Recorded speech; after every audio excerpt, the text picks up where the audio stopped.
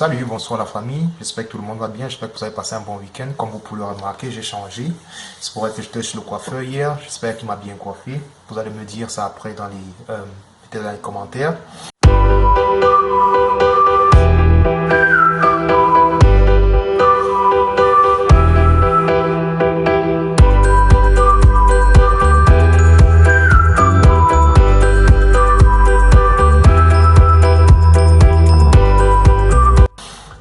Quoi qu'il en soit, quand on parle de salon de coiffure, généralement, c'est un espace dans lequel on ne fait pas que coiffer, mais c'est aussi un espace dans lequel généralement les Noirs se regroupent, les Africains généralement. Ils passent un peu le temps, ils bavardent un peu. Donc hier, pendant que j'étais là pour me coiffer, il y a aussi un thème qui a été beaucoup discuté. Il s'agissait du panafricanisme. Donc ce qui fait ça m'a inspiré aujourd'hui à faire une vidéo, parce que je me suis rendu compte que le panafricanisme aujourd'hui à travers les réseaux sociaux a encore une fois de plus évolué. D'après mes recherches personnelles, j'ai souvent eu à me rendre compte que le panafricanisme est un concept qui évolue avec le temps, mais l'évolution encore avec les réseaux sociaux est encore allée extrêmement vite à créer ce que je peux aussi un peu appeler aujourd'hui des panafricanismes extrêmes. Pour tous les Noirs qui vivent ici dans la diaspora africaine en Europe, en Occident généralement, tous les Noirs ont déjà eu un jour à entendre parler du mot panafricanisme, ou alors beaucoup se réclament même très souvent panafricains. Donc voilà. J'imagine que vous aussi, ceux qui allez suivre cette vidéo, vous savez, c'est peut-être parmi ceux qui vont suivre cette vidéo, il y en a des panafricanistes, ou alors il y en a des personnes qui se posent encore la question de savoir s'ils doivent devenir panafricains ou pas. À la base, le panafricanisme était une simple manifestation de solidarité fraternelle entre les personnes noires d'ascendance africaine, des Antilles britanniques et des États-Unis d'Amérique. Donc c'était juste un mouvement comme ça qui réunissait un mouvement de solidarité des personnes noires. Après, le mouvement a évolué, est devenu, n'est-ce pas, un mouvement contre la marginalisation des Noirs à travers l'esclavage, la colonisation et le néocolonialisme. Donc la prochaine étape du panafricanisme, c'était une façon de se protéger contre une sorte d'attaque des personnes noires à travers l'esclavage, le colonialisme et le néocolonialisme. Bon, mais après, maintenant, avec l'arrivée des réseaux sociaux, où dans les réseaux sociaux, il y a tellement de liberté, tout le monde peut faire ce qu'il veut, dire ce qu'il veut, même si parfois la loi peut parfois intervenir, mais il y a un certain nombre de laisser aller dans les réseaux sociaux. Ça a créé de nouvelles tendances du panafricanisme. Il y a une nouvelle mouvance à travers les réseaux sociaux qui prônait une certaine nouvelle donne de vie sociale, culturelle et économique au sein de la société noire en Occident. C'est ainsi que, bon, moi, j'ai économique, culturel et social. Donc, sur le plan économique, aujourd'hui, on voit bien qu'il y a de nouvelles tendances dans la communauté noire en Occident qui incite les Noirs, les personnes noires à consommer rien que les business noirs. C'est-à-dire, si vous êtes aujourd'hui dans un quartier qui a un Noir qui ouvre, par exemple, une boutique, vous êtes incité à consommer chez votre frère, on va dire comme ça, noir. Comme ça permet à ce que l'économie de la communauté noire fonctionne et ça permet à ce que l'argent qui existe dans la communauté noire reste dans la communauté noire.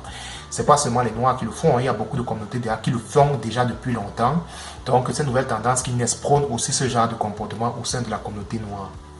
Il y en a même aussi sur le plan, par exemple, comme je disais, social. On a aussi de nouvelles tendances qui naissent, qui prônent le mariage 100% afro. Ça veut dire que moi qui suis un homme africain, si je veux me marier demain, il me faut à tout prix chercher une femme aussi africaine.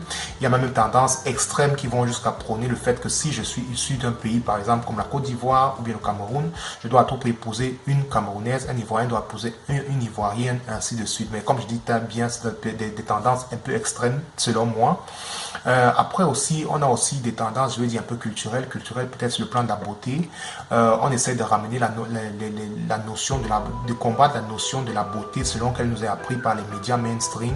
Vous savez, quand on parle de beauté dans le monde dans lequel nous vivons, elle est toujours faite à l'image de la femme blanche. Ici, quand on essaie de ramener la femme noire à s'assumer telle qu'elle est, notamment à arrêter de mettre des cheveux artificiels, assumer leurs cheveux naturels crépus. Donc, c'est aussi des tendances issues comme ça du panafricanisme via les réseaux sociaux qui s'expriment beaucoup, qui incitent les femmes noires au retour au naturel. Il y en a plein, hein. J'ai juste cité quelques nouvelles tendances comme ça qui naissent dans les réseaux sociaux et qu'on peut lire tous les jours. Beaucoup d'activistes qui sont nés, qui prônent ces différentes tendances, là même sur le plan religieux. Il y en a des gens qui condamnent le fait que les Noirs, la population noire croit à un Dieu, par exemple, qui serait blanc. On voudrait qu'on rentre davantage croire à un Dieu noir, aux tendances spirituelles ou bien culturelles noires, tout simplement. Voilà, donc ça ce sont les nouvelles tendances qui viennent de naître. Et tout ceci a amené, il a une conséquence directe dans la société dans laquelle nous vivons. besoin de savoir comment est-ce qu'on a fait pour en arriver à toutes ces extrémités là aujourd'hui dans la société que nous vivons. Comme on a vu dans une vidéo, comme j'ai déjà eu à parler de ça dans une vidéo précédente ici, vous savez, pour la plupart des Noirs, généralement pour tous ceux qui suivent cette vidéo, je suis sûr que vous allez vous reconnaître dans ce que je veux dire là tout à l'heure, du moins c'est la majorité. Quand nous quittons l'Afrique pour venir en Europe, on a généralement un petit sac à dos, bien alors c'est un gros sac à dos invisible à travers lequel on porte un certain nombre de rêves, des attentes, beaucoup trop d'attentes et parfois des fausses attentes sur l'Occident ou bien sur l'Europe. Chacun vient ici avec des grands rêves dans la tête et généralement quand on arrive ici après un certain nombre de temps, on se rend compte que nos rêves ne vont jamais se réaliser et qu'on a vraiment cru à des utopies quoi.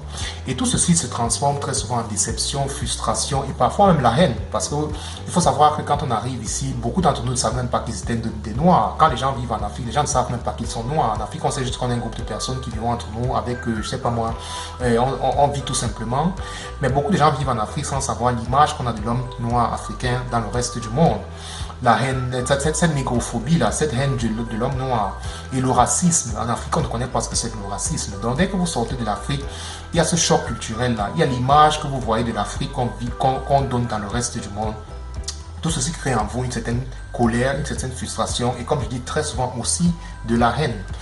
Et à travers ça, tout ceci a fait à ce que nous nous retrouvons dans la société occidentale, dans des sociétés profondément divisées, où déjà les divisions ne sont pas que dues au panafricanisme, hein, il faut pas mal me comprendre. D'un côté, on a une montée en puissance d'une classe occidentale, une société blanche occidentale, raciste, négrophobe, classe une partie de la société blanche qui évolue, raciste et négrophobe, qui expriment leur haine de l'homme noir.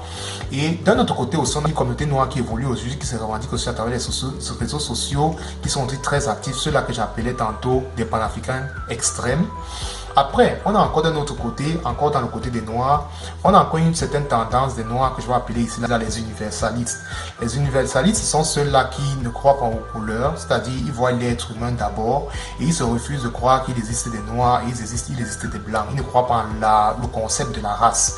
Eux, ils voient les êtres humains d'abord. Et généralement, ceux-là sont un peu souvent combattus par tous les panafricanistes extrêmes qui combattent aussi les Noirs universalistes. Après encore, on a encore une autre tendance des Noirs que je vais appeler ici les Bounty. Les Bounty, ce sont ces Noirs qui sont noirs d'extérieur, mais à l'intérieur sont totalement occidentalisés. C'est-à-dire, vous voyez un Noir, mais à l'intérieur, dans sa tête, vous avez l'impression que vous parlez avec un Blanc. Après, il y a encore une quatrième tendance des Noirs en Occident que j'ai remarqué. C'est ces jeunes-là qui sont venus en Occident récemment, ou bien qui sont venus en Occident récemment, peut-être pour des études, peut-être pour venir se chercher, pour avoir une vie meilleure. Et une vie meilleure, peut-être aider leur famille au pays.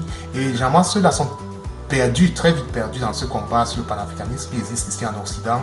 Tout ce qu'ils cherchent, c'est juste peut-être d'avoir un diplôme, de rendre leur famille fière, de rester au pays, ou alors de gagner un peu d'argent pour aider leur famille, ou tout simplement de chercher une vie meilleure ici en Europe. Donc voilà un peu ce qu'il en est devenu du panafricanisme aujourd'hui avec les réseaux sociaux. On voit bien qu'il y a des tendances qui naissent chaque jour et qui revendiquent davantage. Et au milieu, il y a des personnes, comme on a dit, qui se sentent un peu perdues là-dedans et qui ne savent pas dans quel coin qui ne se retrouvent pas tout simplement. Mais quoi qu'il en soit, le panafricanisme, comme j'ai dit au départ, c'est un mouvement qui a été né, un sentiment de solidarité fraternelle pour regrouper tous les Noirs de la planète Terre. Donc, peu importe l'endroit où vous êtes, vous pouvez vous réclamer panafricain du moment que vous êtes noir. Et n'est-ce pas prôner, n'est-ce pas le rassemblement et la solidarité des personnes noires, sans toutefois pour autant être dans les extrêmes. Moi, je pense, c'est mon point de vue personnel. Donc voilà, je pense que tout le monde qui va suivre cette vidéo s'est déjà un peu retrouvé dans toutes ces tendances-là et parfois a tendance à ne se retrouve pas toujours partout. Mais quoi qu'il en soit, je dis le panafricanisme, c'est juste l'amour de ce qu'on est des hommes noirs. Et aimez-vous tout simplement comme vous êtes des personnes noires. Et déjà, c'est un début pour le panafricanisme. Quoi qu'il en soit, ce que je pourrais dire, c'est d'éviter d'utiliser sa déception, sa frustration, son choc culturel ici en Occident, ou bien la haine que les frustrations vont nous donner pour devenir panafricains. Il y a de la littérature concernant le panafricanisme, tellement de personnes qui ont écrit de belles littératures sur le panafricanisme. Alors si vous voulez vous réclamer de cette tendance, il est mieux de vous cultiver et lire beaucoup ce que c'est que même le panafricanisme, plutôt que de vous laisser devenir panafricain par vos émotions. Là, ça peut vous amener à devenir un peu extrême. Voilà, donc si vous trouvez que dans toutes les tendances, vous ne vous retrouvez toujours pas et que vous êtes seulement quelqu'un qui essaie de vivre tout simplement au sein d'un monde comme, je sais pas moi, universaliste, tant mieux. Ou alors si tout ça ne vous intéresse tout simplement pas, bon, vous pouvez me dire comment, si ma coiffure, au moins vous trouvez ma coiffure belle, ou encore ou bien si ce n'est pas aussi joli que ça. Bref, quoi qu'il en soit, j'espère que tout le monde a passé un bon week-end. Sinon, sur ce, je vous souhaite un bon début de semaine. Allez, ciao!